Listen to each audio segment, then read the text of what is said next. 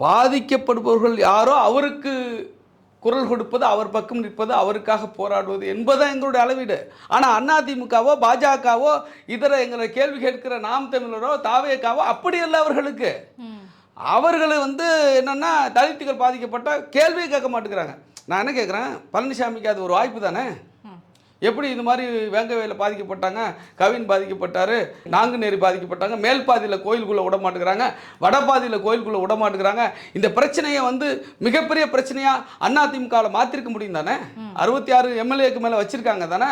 ஏன் அவங்க கேள்வி கேட்கல? அவங்கள ஏன் எந்த ஊடகமும் கேள்வி கேட்கல? ஊடகங்களுக்கு என்ன பார்வைன்னு நான் கேட்குறேன்.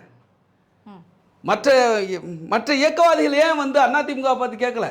ஏன் மற்ற கட்சிகளை பார்த்து கேட்கல? அவங்க உட்காந்துட்டு எங்களை கேட்குறாங்க இந்த மாதிரி ஊடகத்தில். என்ன பண்ணீங்க இவர்கள், நீங்க போராடுறீங்களா? இதுவே கூட்டணியில் இருந்தா என்ன, இல்லாட்டி என்னங்க? நாங்க கூட்டணியில் இருந்ததுனால விட்டு கொடுத்துருக்கோமா, போராடி இருக்கோமா இல்லையாங்கிறது கேள்வி. நாங்க கூட்டணி ஆட்சி இல்லது. கூட்டணி ஆட்சினா நீ மந்திரியா இருக்கிற, நீ ஏன் கேள்வி கேட்கல அப்படின்னு கேட்கலாம். நாங்கள் தேர்தல் கூட்டணி வச்சு நாங்கள் பயணிச்சுக்கிட்டு இருக்கிறோம். ஒரு முக்கியமான, உங்களுக்கு முன்னாடியே சொன்னேன், ஒரு இலக்கின் அடிப்படையில் கூட்டணி வச்சுருக்கிறோம். அதே சமயத்தில் நாங்கள் எங்களுடைய உரிமைகளை கேட்பதற்கோ மக்களுக்காக போராடுவதற்கு மறுக்கவில்லையே. நீங்கள் மறுக்கிறீங்களே.